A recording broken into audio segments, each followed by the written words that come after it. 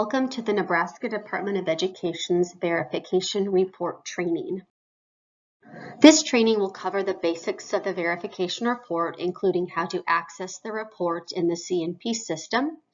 We'll talk about the general information section of the report, as well as provide detailed information for sections 1 through 5 to support your completion of the report in a timely manner.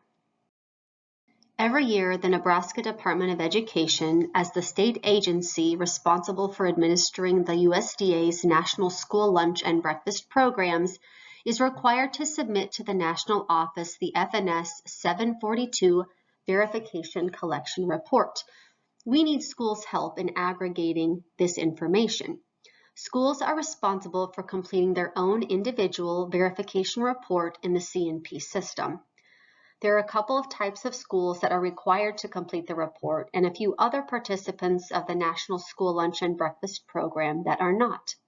Those required to complete the report each year are traditional school food authorities that operate pricing programs where students are charged the free, reduced price, or paid price meals according to their individual eligibility, as well as schools that participate in the National School Lunch and Breakfast programs through a provision, including the Community Eligibility Provision, as well as operating sites that utilize Provision 2. We also require operators of residential child care institutions that participate in the National School Lunch and Breakfast programs to complete the annual verification report. Schools not required to complete the report include educational service units. In this case, the home school at which the student is originally enrolled would complete the report and would include that student in their report. We also do not require school food authorities that operate only the special milk program to complete the verification report each year. The verification report is accessed through the CNP system. After you've logged in, you'll select Applications from the upper left, and then choose Verification Report from the list of items. You'll access the current school year's report and can make changes on or after November 1st by clicking Modify. The top of the verification report begins with general information. This will autofill from the previous school year. Please remember to update the information as needed. We encourage you to double check the school year and the due date to ensure you are modifying the correct school year's report. We'll move through the report section by section and start here at section 1. All SFAs that are required to complete the verification report must enter data into section 1. Traditional SFAs will enter data into question 1-1 only and will enter 0 for questions 1-2, 1-2A, and 1-2B.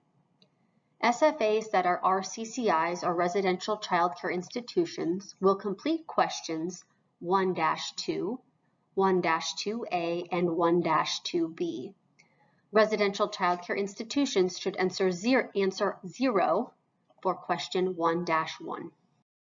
Traditional SFAs will enter the total number of schools in question 1-1, column A, and the total number of students as of October 31st, or the last operating day in October, in question 1-1, column B. These are totals as of the last operating day in October, and most years that will be October 31st. Number 1-1, column A, will be pre-filled based on the number of approved sites in the CNP system. Question 1-2 and the sub-questions below it pertain only to RCCIs. Question 1-2, column A, will populate or autofill based on the number of approved RCCI site applications. The RCCI staff will total up the number of enrolled students as of the last operating day in October. In most cases, that will be October 31st, and that value will be reported in question 1-2, column B. The sites that operate with day students will populate column A of question 1-2A, and RCCI staff need to provide a total number of enrolled day students in column B for question 1-2A. 1-2B is meant to collect the number of buildings that operate without day students and residential students only, and the RCCI staff needs to aggregate and report the number of non-day residential students at those RCCI buildings. Section 2 of the verification report collects information only from SFAs that operate the community eligibility provision or provision 2 in one or more of its buildings. If none of the site applications in your application packet for the current school year are approved to operate a provision, this section will be grayed out. Let's take a closer look at the Community Eligibility Provision, or CEP, information submitted in Section 2 of the verification report. Districts operate the CEP in two different ways, either district-wide at all participating sites or at sites specific, where they want to do CEP at a select number of sites with a higher rate of direct certification matches for free meals. If your SFA operates district-wide CEP, you will enter the total number of approved sites in your SNP application in the CNP system in column A for question 2-3, and you'll also enter your total student enrollment for the entire district in column B of question 2-3. Because all sites and students participate in CEP, these totals should match what you entered for question 1-1 in section 1 above. If your district operates CEP at only specific or selected sites and not at every building in your district, you'll enter the number of sites that operate CEP in question 2-3, column A, and the total number of students enrolled at those CEP sites only in question 2-3, column B. Because these are just a percentage of the sites within your district and only a percentage of your total students enrolled, your answers in question 1-1 of section 1 near the top should be greater than the values you enter for total sites and total students at CEP buildings provided in question 2-3A and 2-3, column B. Remember, the sites and enrolled student totals are as of the last operating day in October. Let's move on to section 3, where we cover gathering and reporting information about direct certification. Your school would mark the box for question 3-1 if it operates provision 2 and is in a non-base year, or if all buildings in your district operate the community eligibility provision. For question 3-2, you will indicate the number of students directly certified and identified for SNAP in column B as of the last operating day in October. For question 3-3, letter A, you would report the total number of students as of the last operating day in October who are directly certified as eligible for free meals because they're matched for Medicaid free. In letter B, you'll total up all other sources of free meal identification from the direct certification system, including TANF, FDPIR, migrant, and foster students identified on the direct certification match list. Question 3-4 requires that you report the number of students who receive free meals through the SNAP letter method, and question 3-5 requires you to report the number of directly certified students eligible for reduced price meals because of their match for Medicaid reduced benefits as of the last operating day in October. Let's take one more look at the instances in which a school would mark the box in 3-1 indicating it is not required to perform direct certification. Residential childcare institutions, or RCCIs, that do not have day students and have only residential students are not required to perform direct certification and should mark the box in 3-1. School food authorities that operate the community eligibility provision in all buildings in the district should also mark the box in 3-1. Marking the box in 3-1 will gray out the questions below it, indicating information does not need to be provided. Reporting direct certification or directly certified students in Section 3 requires identifying the total number of directly certified students as of the last operating day in October. Remember, do not include students matched with a list date after the last operating day of October.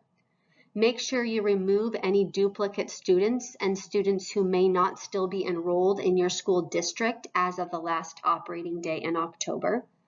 But be sure to include in your total counts the students who receive benefits extended to them because they live with a student matched for SNAP, TANF, FDPIR, Medicaid-free, or Medicaid-reduced. Questions 3-2 and 3-4 apply to SNAP students. If a student appeared in the direct certification match list with the program qualifier of SNAP, they will be included in the total value reported in question 3-2. If a household submitted a SNAP agency letter, they would be included in the total number of students reported in question 3-4. Questions 3-3 and 3-5 apply to other types of directly certified students who are not matched for SNAP. Match list qualifying programs include Medicaid-free, Medicaid-reduced, TANF, Temporary Assistance to Needy Families, FDPIR, which is Food Distribution Program on Indian Reservations, as well as Migrant, Foster, and Homeless. Medicaid-free students matched as of or before October 31st or the last operating day in October would be reported in 3-3A. You would combine all other matches or direct certifications for free meals, including TANF, FDPIR, Migrant, Foster, and Homeless together, and report that total in 3-3B. You separate out the students who are matched for Medicaid reduced level benefits, and they are reported in their own category in question 3-5. Let's cover a couple of common questions or scenarios about the verification report. Our SFA is required to perform direct certification, but there were no students matched. Therefore, are we required to complete Section 3? Yes, you do still have to leave question 3-1 unchecked so that the table of data below it remains active, where you should enter zeros for Section 3, even if no students were directly certified as of the last operating day in October. What about students who receive extended benefits? Should they be included in Section 3? Yes. Remember, only students matched for SNAP, TANF, FDPIR, Medicaid-free, and Medicaid-reduced can be extended to other students who live in the same household. You cannot extend benefits from a student matched and identified as foster, migrant, or homeless. Now that we've completed Section 3, let's move on to Section 4. School food authorities that collect household applications must complete Section 4. Schools that utilize district-wide community eligibility provision, as well as RCCIs with no day students and only residential students, are not required to complete Section 4. Traditional pricing program schools and districts with only some buildings utilizing CEP must complete the information requested in Section 4. You need to report the number of applications in column A for each of the categories identified in 4-1, 4-2, and 4-3. And then you need to report the total number of students identified and determined to be eligible based on each of the categories in 4-1, 4-2, and 4-3, column B. Again, school food authorities that do not collect meal applications because they use the CEP in all buildings, as well as RCCIs that have only residential students and no day students, or schools that don't have any approved meal benefit applications as of October 1st, should enter 0 for columns A and B in questions 4-1, 4-2, and 4-3. The values recorded in T-1 and T-2 of Section 4 will autofill based on the values reported in Sections 3 and 4. The number the report generates to fill the answer for T-1 is a total of the free students reported in Question 3-2, 3-3AB, 3-3BB, 3-4, 4-1B, and 4-2B. The total reduced price eligible students is based on the values provided to answers for questions 3-5 and 4-3B. Is verification required for all SFAs? Yes. If your SFA has a pricing program and does not do district-wide CEP and is not an RCCI with only residential students, and your SFA approved any meal application prior to October 1st, it must verify at least one application.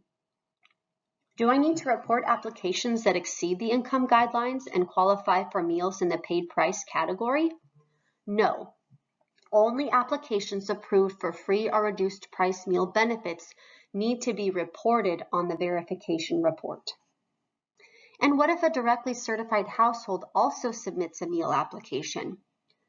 This application should be removed from the verification pool if the application did not produce a higher level meal benefit than the direct certification match list does. If a student was matched for Medicaid reduced, but the meal application they submitted indicated they're eligible for free meals, that application should be included in your verification selection pool. Alternatively, if the meal application the household submitted has a determination of reduced price meal eligibility, but the students on the application are directly certified as eligible for free meals, that application does not need to be included in the direct certification pool. The NDE's Nutrition Services School Nutrition Program's website has a page dedicated to verifying income that includes the sample template letters needed to send to households requesting the required information to conduct and complete verification. The household notification letter is called Attachment F.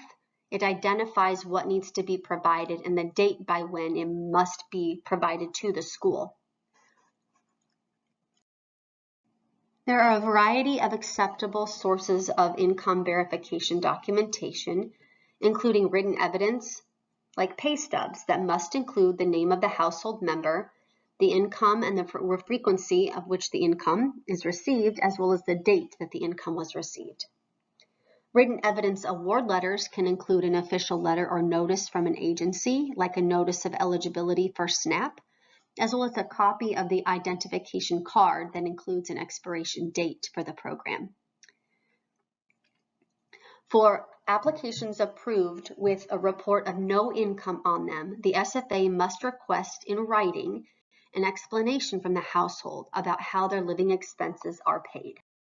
In some cases, a collateral contact may be needed to validate or verify the information a household is providing to the school about its income. SFAs can utilize a collateral contact to verify information provided on an application. A collateral contact must be someone who knows the household's income level or participation in an assistance program. Households must have the opportunity to designate a collateral contact, or the SFA can select a collateral contact if the household fails to provide one. Collateral contacts require household notification and consent to contact the collateral contact. The school should record or document the date and initial all collateral contact information as it's provided. It can be provided in writing or orally over the phone. It's common for schools to have to conduct follow-up of a verification request. Schools must make at least one follow-up attempt to get a household to respond to a verification request. The follow-up notification must inform the household of the possible loss of benefits or benefit termination for the school meals program. Schools are required to ensure that limited English proficiency households are provided language assistance to support their response to the verification request. Households that respond in writing or verbally that they will not provide the requested information are counted as a response, and the students in that household would be moved to the paid benefit category. After verification information has been received or multiple attempts have been made by the school to receive the information, a results letter must be provided to the household. This letter serves as notification that eligibility for school meals benefits has not changed, or that it has changed, and identifies the new eligibility status for the student or students on the selected application. Household benefits may be terminated in some of these cases, and written evidence or a collateral contact did not confirm eligibility, or the household did not respond to the verification request. In this case, 10 days advance notice is required before a benefit decrease is effective for any students affected by this. Let's look at a couple of frequently asked questions about the conclusion of the verification process. If a selected household doesn't respond to the verification request and requests for follow-up, what action should be taken? This non-response household must be notified 10 days in advance of their benefit termination and adjustment to paid price meals. The SFA can select up to one different application to conduct verification on in order to increase the response rate, but this non-response must still be included and reported in the verification report. What about a household that submitted an application by October 1st but transferred out of the district prior to verification? Verification cannot be completed on a household that's transferred out of the district, so a new application must be selected for verification. Question 5-1 is checked if all schools and/or RCCIs are exempt from verification, and this would apply to schools utilizing the CEP in all buildings, as well as RCCIs that do not have any day students. Do not check the box in 5-1 if only some of your buildings utilize CEP, you're an RCCI that does have day students, and even if you operate an SFA that did not receive any meal benefit applications prior to October 1st. Select the appropriate answer for question 5-2 based on your process and the timeline you followed. It is required to conduct and complete verification as well as complete and submit the verification report in the C&P system by November 15th each year. The type of verification conducted must be answered in question 5-3. The NDE notifies SFAs if they're required to complete or conduct standard verification, or if they're eligible for an alternate method. SFAs with a 20% or greater non-response rate for verification in the previous school year will be notified that they are required to conduct standard verification. Schools required to conduct standard verification must verify 3% or a minimum of one application, whichever value is greater, that are selected from the error-prone income applications. Error-prone income levels were provided in email communication about verification selection and the process in September. Schools need to report the total number of error-prone applications that were selected for verification in question 5-1. The total number of applications selected for the verification sample are reported in question 5-5. If you reported any value of applications in section 4, then your answer in 5-5 should be at least 1. A 5-5 response should equal the number of applications reported in question 5-8. You would also include in this any applications on which you conducted verification but did not receive a response. Direct verification is conducted for applications submitted with a master case number for SNAP, TANF, and FDPIR for enrolled students who are not also on the direct certification list. In order to increase the chances of verifying the SNAP, TANF, or FDPIR master case number, direct verification is conducted, and a letter requesting information does not have to be sent to the household if direct verification is able to validate that a household member does in fact participate in one of those benefit programs. You'll mark the box in 5-6 if your school conducted direct verification in order to verify an application with a master case number that was selected for the verification pool.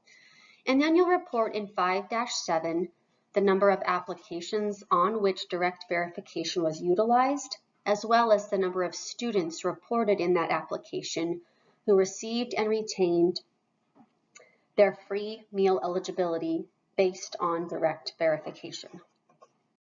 The results of verification are recorded in section 5-8. Each original benefit type is noted with a capital letter and its own column. As you see in the picture, capital letter A is the original benefit category for free based on categorical eligibility.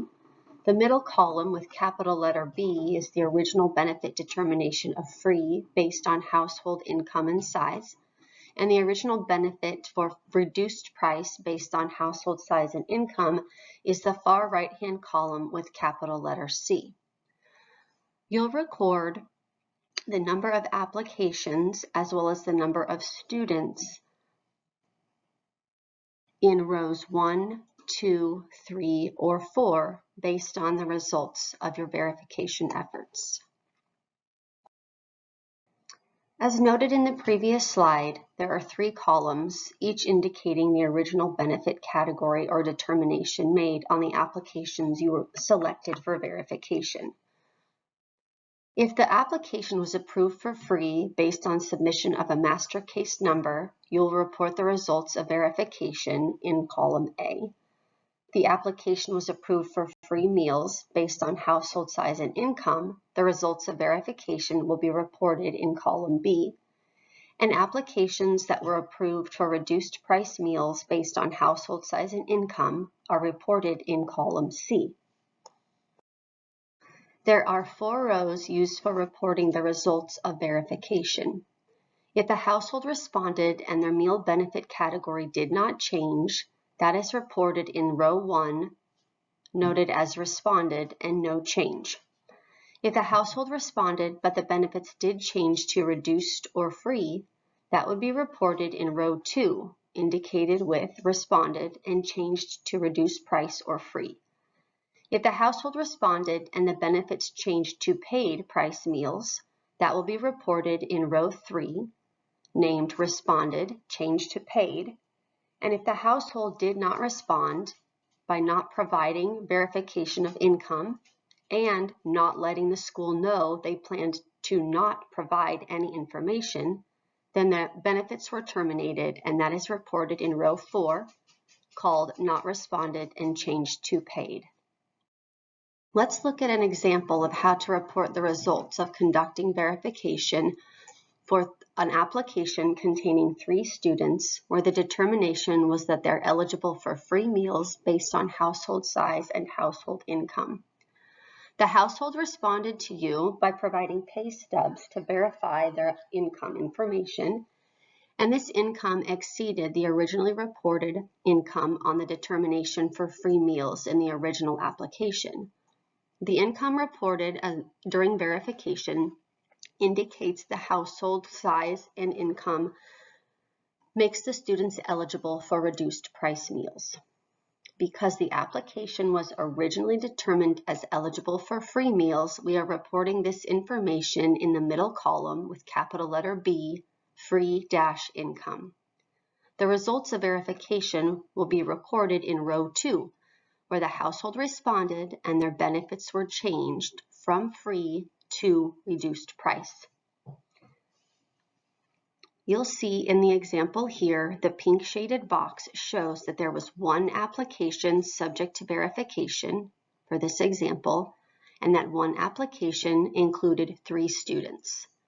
The determination on this single application, which originally was determined for free meals based on income, was changed to reduced price for 3 students. Let's take a look at another example where a household provided an application with a master case number for SNAP. This application was originally determined as free based on categorical eligibility by the master case number, and the results of verification will be reported in column A, free-categorically eligible. The household responded but did not provide a letter from the SNAP agency or any other supporting documentation to verify that they are recipients of SNAP. Therefore, the school provided the household with a notice of termination of benefits and a change to paid price meals. The results of verification will be reported in row 3, indicating the household responded and the meal benefits were changed to paid. In this example, you randomly selected 2 applications, both approved originally for reduced price meals. There were 2 students in each household's application. Neither responded to the request to provide documentation or a verification of income. Therefore, both households were provided with a termination of benefits letter. Since the originally approved applications were approved for reduced price meals based on income, this will be reported in column C on the right-hand side, reduced price-income. And the results of verification for both of the selected applications was that neither responded. Therefore, these will be reported in row 4, not responded and changed to paid. The number of applications you attempted to verify was 2. That's reported in small letter A, applications of column or section C. And both applications included 2 enrolled students for a total of 4 students whose benefits will be changed to paid. The NDE Nutrition Services has additional verification resources available on its website. Using the menu of options on the left from the Nutrition Services homepage, click on School Meals Program, where a drop-down menu of options will display. From there, you will select Forms and Resources. Near the bottom of the list of items on the Forms and Resources page, click on Verifying Income Eligibility. The page will display, and I've highlighted 3 resources that are most common used to support the verification process and completion of the verification reports in the CNP system. The second item, and first highlighted in yellow on the page, includes the written instructions to help you complete the verification report in the CNP system. Just below that, yellow highlighted online training, is a link to a YouTube recording of the annual training section that covers the verification process. And finally, the 5th item in the list and the 3rd highlighted in yellow is a link to the USDA's School Meals Program Eligibility Manual, which provides information and answers to common questions about verification and eligibility determinations. If you have questions about verification and completing the report in the CNP system, or any other questions or concerns about the school nutrition programs, please contact the NDE Nutrition Services.